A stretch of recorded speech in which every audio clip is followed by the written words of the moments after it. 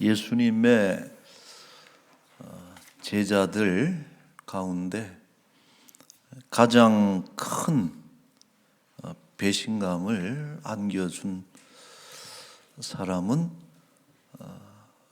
바로 베드로일 것입니다. 그는 언제나 예수님의 첫 번째 제자입니다. 서열이 따로 정해져 있는 것은 아니지만 은연중에 베드로는 예수님의 수제자다 하는 것이 공동체 안에 형성이 됐어요. 그는 단순해 보이지만은 충직한 그런 사람이고 또 무리를 걸을 수 있는 그런 순수한 믿음을 가진 이런 사람으로 보여졌고 또 예수님께서도 특별히 곁에 두시면서 사랑하셨던 그런 제자입니다. 그러나 그는 예수님을 3번이나 부인하는, 세 번째는 저주하면서 예수님을 부인하는 매우 충격적인 이런 모습을 보여주었습니다. 가룟 유다는 예측이 됐지요. 그러나 베드로는 매우 뜻밖이었습니다. 물론 두려움 때문에 그랬을 것이다 하는 그런 생각도 들지만은 그러나 때로는 우리가 죽을지언정 부인해서는 안 되는 것이 있는 거예요.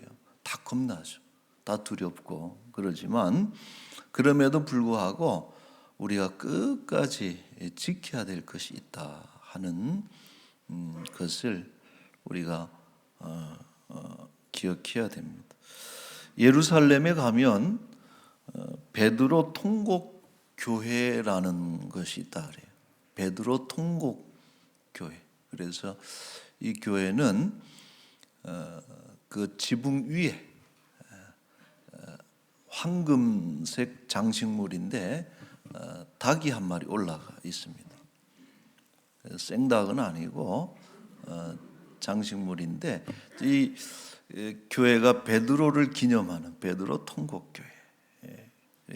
닭이 올라가 있고 또 그 교회 입구 청동문에는 그 예수님께서 베드로에게 3번 부인할 것이다 하는, 그래서 가만히 들여다보면은 예수님 왼손이 손가락 3개가 펴져 있습니다.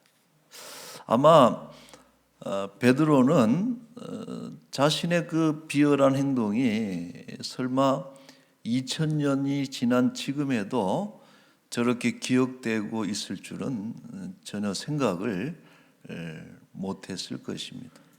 그러나 성경이 이것을 남기고 있고 우리가 기억하는 이유는 아무리 베드로 같은 위대한 일꾼이요 사도, 위대한 사람이라 할지라도 인간은 언제나 저럴 수 있다 하는 것을 말해주고 있는 것입니다.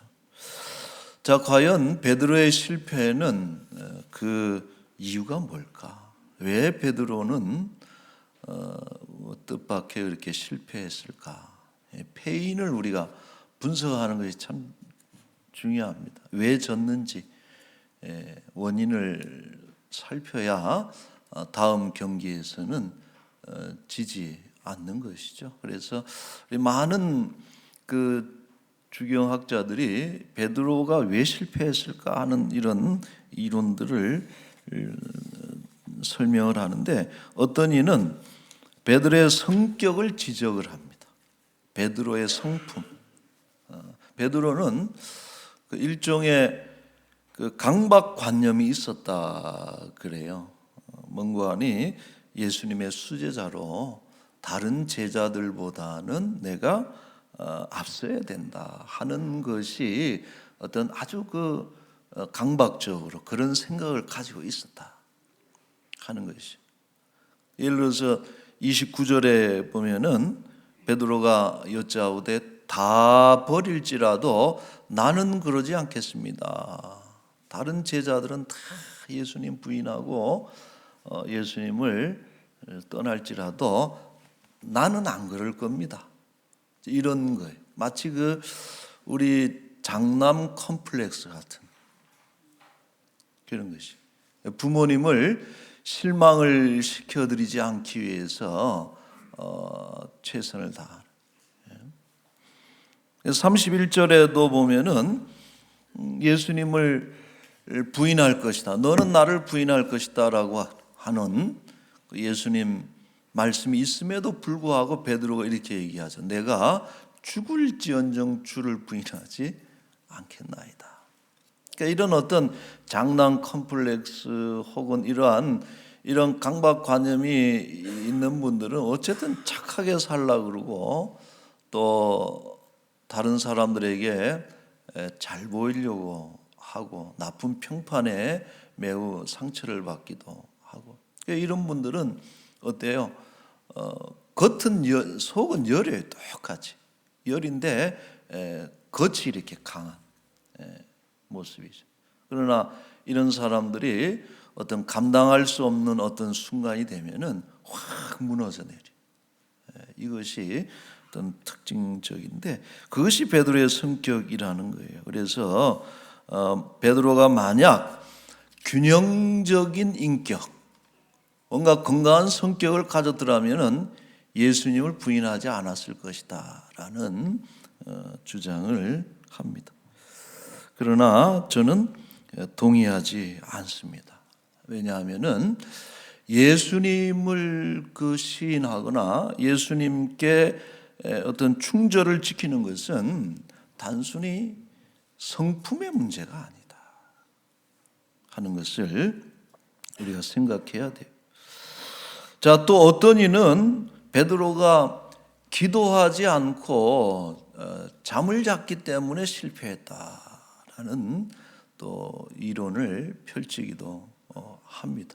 겟세마네 동산에서 베드로가 예수님과 더불어 깨어서 기도하는데 성공했다면은 몇 시간 뒤에 있을 그 사건에서 실패하지 않았을 것이다. 이렇게 또 진단하기도 합니다. 그러나 이것도 저는 동의하지 않아요. 왜냐하면은 이 베드로의 실패는 기도 이전의 문제라는 것이요. 기도의 문제가 아니다. 자, 그가 예수님을 부인한 것은 정확하게 예수님을 확신하지 못했기 때문에 그런 것입니다.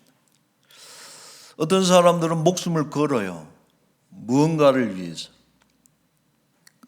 그런 사람들은 어떤 확신을 가지고 있는 것이죠. 요즘 어느 장관이 나와서 뭘 걸겠느냐 그러고 이제 한번 또 그런 이야기들이 있었지만은 우리가 뭘 건다는 것은 확신이 있다는 것이죠. 초대교회 때 수많은 사람들이 순교자들이 두렵죠. 베드로처럼 참 겁이 나고 두려움이 있었지만은 그러나 죽어가면서까지도 목숨을 걸면서도 믿음을 지키고 예수 그리스도를 시인했던 것은 어떤 확신이 있는 거예요? 지금 죽어도 우리는 천국 간다. 이거를 못 이기고 내가 예수님을 부인하면은 나는 실패하지만은 몸은 죽어도 나는 천국에 간다 하는 이런 확신이 있기 때문에 그들이 믿음을 지킬 수 있었던 것이죠. 자, 당시 이 제자들, 베드로뿐만 아니라 제자들의 문제가 있어요. 핵심적인 문제. 뭔가 제자로서 완성되지 못한, 연결지 못한 이런 어떤 사건이 있기 전까지 제자들이 다 공통적으로 가지고 있는 문제의 핵심이 뭐냐 하면은 예수님께 대한 확신이 그들에게 없었다라고 하는 것이. 사실 세례 요한도 흔들렸잖아요. 감옥에 있으면서 당신이 오실 메시아입니까? 이렇게 물어볼 정도로 흔들렸어요. 확신이 없었던 것이죠. 물론 베드로는 가이사랴에서 아주 놀라운 고백을 했습니다. 주는 그리스도이시고 살아계신 하나님의 아들입니다. 여러분, 이 고백은 100% 너무나 완벽한 고백이에요. 뭔가 더 덧붙임이 이상할 정도로 예수님에 대한 어떤 그런 고백, 예수님에 대한 지식으로서는 아주 최고의 고백을 베드로가 했습니다. 문제는 뭐예요? 그런 완벽한 고백은 했지만은 거기에 대한 확신에는 도달하지 못했다. 왜 그래요? 이것은 스스로 어떤 도출해낸 어떤 고백이 아니고 누군가 가르쳐 준 것이기 때문에 그런 거예요. 예수님이 그러잖아요. 너 참 좋은 고백, 온전한 신앙 고백을 했는데 네가 알아서 한 것이 아니고 하나님께서 알려주신 것이다 하는 이런 말씀을 하셨던 것입니다. 자, 그러므로 그런 거예요. 목숨을 걸 만한, 이런 목숨을 걸어도 좋은 이런 절대적 확신이 없기 때문에, 그런데 단지 거기에 성품이 변화된다 혹은 단지 기도한다 이런 것으로는 한계가 있다는 것이죠. 설교를 준비하면서 흥미로운 책 한 권을 발견했습니다. 이 책은 미국의 정치인이에요. 상하원 의원도 됐고 이제 대선에도 나왔던 인물이라고 그러는데, 이 존 맥케인이라고 하는 분이 사람의 품격이라고 하는 아주 재미있는 책인데, 이 책의 메시지는 뭐냐면은 사람이나 세상을 바꾸는 것은 운명이 아니다. 운명이나 숙명이 아니고 인간의 품격, 인격에 의해서 세상은 바뀐다. 그래서 그런 어떤 인간의 참 좋은 품격, 성격에 대해서 32가지를 쭉 이렇게 얘기해 줘요. 뭐 거기에 보면 정직도 있고 용기도 있고 여러 가지 32가지가 나오는데, 우리가 너무 잘 알고 있는 유명한 인물들을 다 예로 들고 있어요. 그래서 재밌는 책이고 또 상당 부분 공감하는, 운명이 아니고 어떤 품격을 장착하느냐에 따라서 그 사람이 세상을 변화시킬 수 있다 하는 그런 얘기인데, 이제 제가 보면서 아쉬운 것이 그게 동의하지 않는 마지막에 그 부분이 뭐냐 하면은 인간의 어떤 품격으로도 안 된다는 거예요. 절대 세상을 바꾸거나 예수님을 따라가는, 끝까지 따라가는 데 있어서 인간의 어떤 아무리 탁월한 성격과 성품이 있다 할지라도 그것만으로는 안 된다.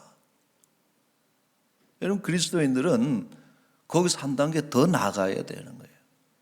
어떤 사람이 되어야 합니까? 오직 하나, 성령으로 거듭나야 된다. 여러분 동의하십니까? 성령으로 거듭나서 성령의 사람이 돼서 그 안에 예수 그리스도의 어떤 성품으로 무장하게 될 때 우리는 비로소 예수님을 따를 수가 있는 거예요.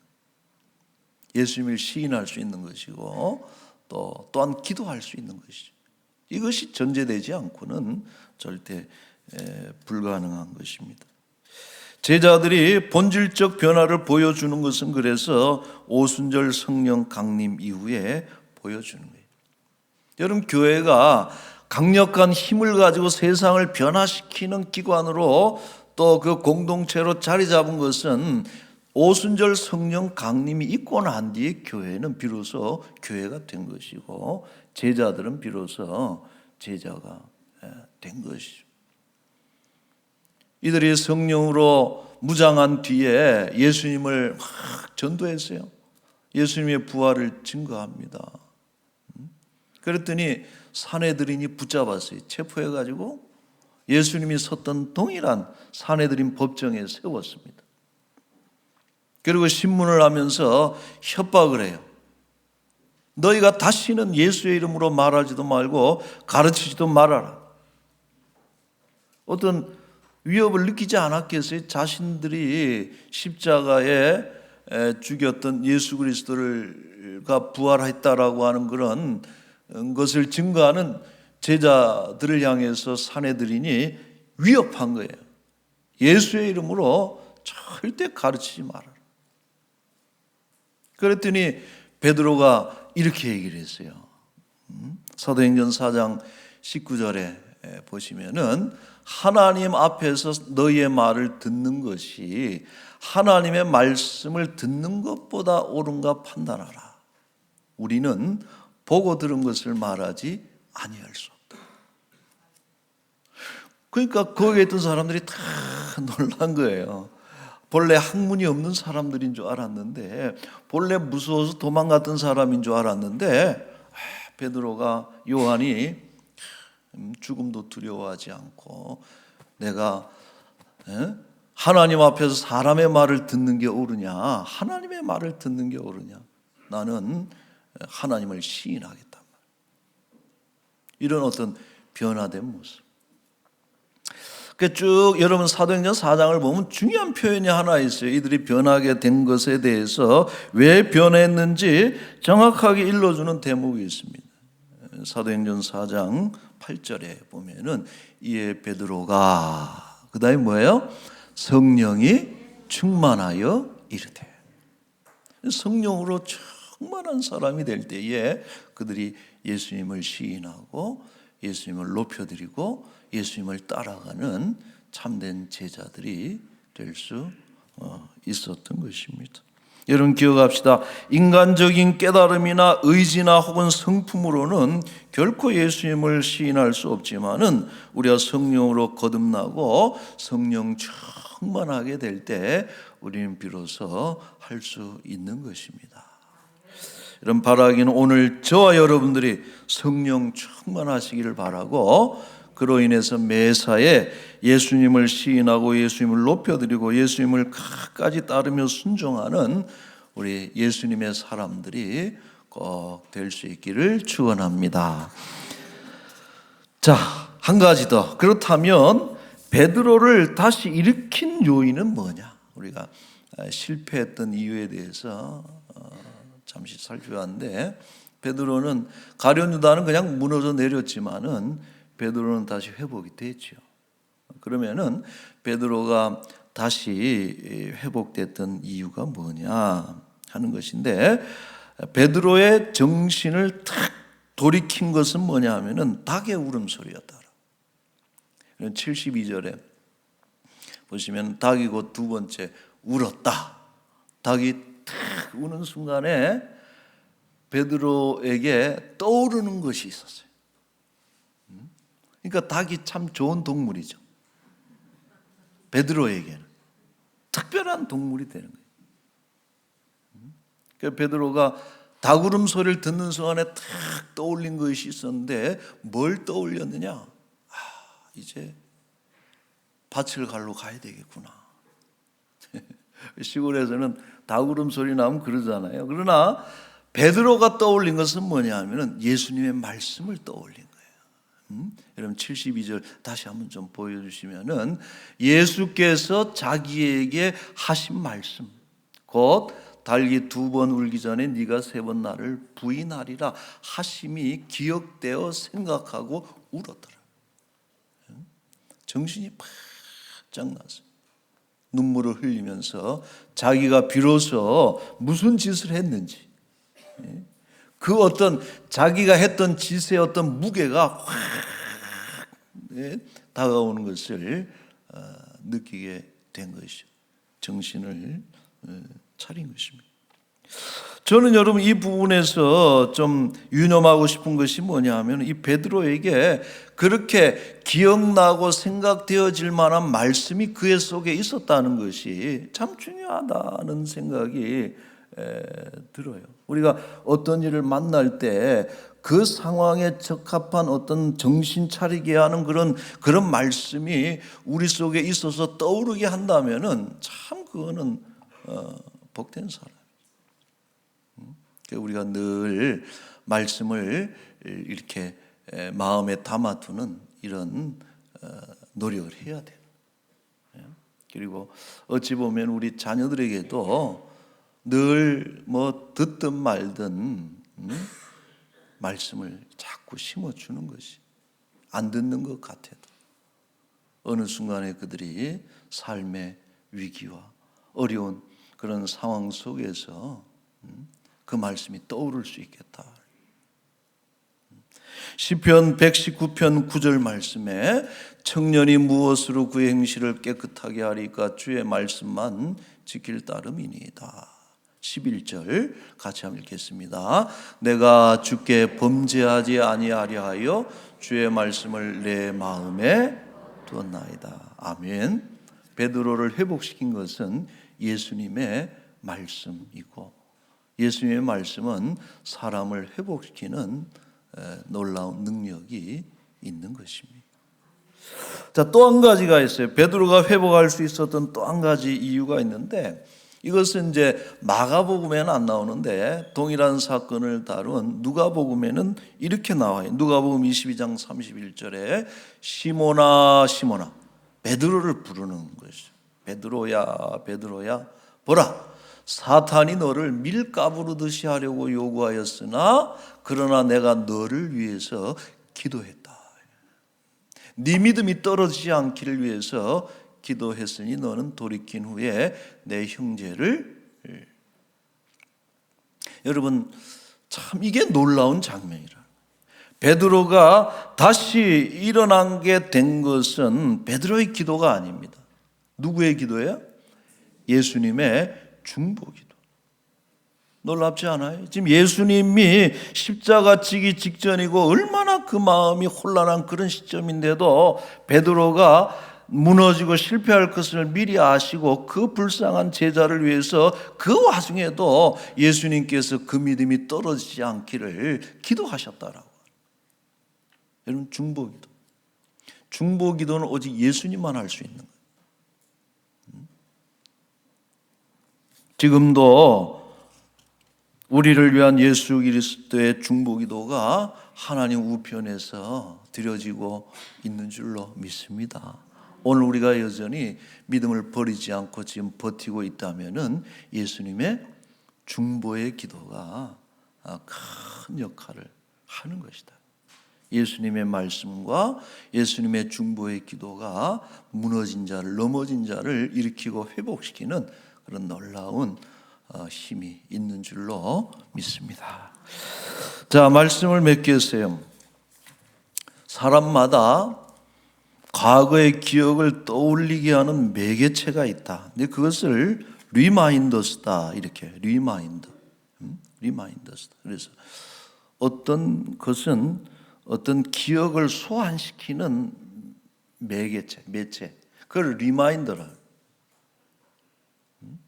그러니까 베드로는 그게 뭐예요? 닭이라는 거예요. 닭. 베드로는 아마 그 다음부터는 절대 치킨을 안 먹었을 것이다. 프라이드든 양념이든 절대 치킨 배달을 안 시켰을 것이다. 그렇게 고마운 걸 먹으면 안 되죠, 여러분. 그러니까 이 닭은 베드로에게 있어서는 그런 어떤 기억을 소환시키는. 그래서 제가 어느 글을 보니까 이 미술하는 분이에요. 어디 미술 관장하시는 여자분인데 글을 쓴 걸 보니까 이분은 이 살면서 어딜 갔는데 이 항아리를 보면은 어머님이 그렇게 생각나. 항아리만 보면.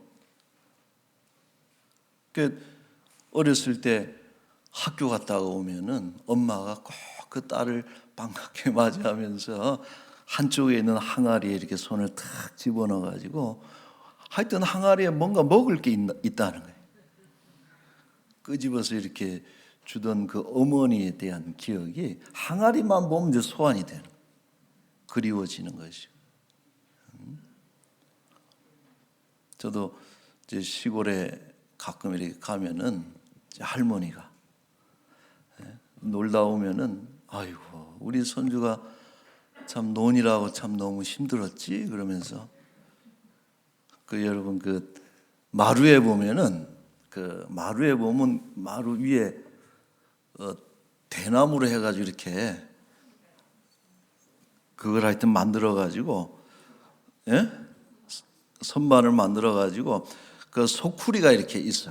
그러면 할머니가 꼭 거기서 뭘 이렇게 끄집어내 가지고 이렇게 줬던 기억이 저도 있는데, 그러니까 이분은 항아리만 보면 이제 그런 기억을 소환하는.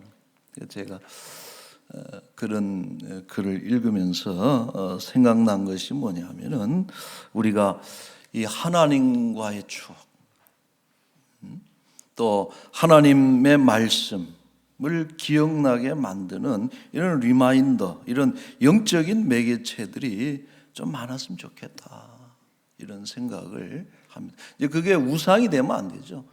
그리스도의 십자가를 기억나게 만드는 십자가가 우상이 되면 안 되지만은 오히려 그것을 통해서 하나님께로 더 나아가게 만드는 이런 것들, 이런 기억들, 이런 경험들, 어떤 이런 그런 것들이 우리들 주변에 많았으면 좋겠다. 그리고 자녀들에게 이제 그런 것을 만들어 주는 것이 좋겠죠.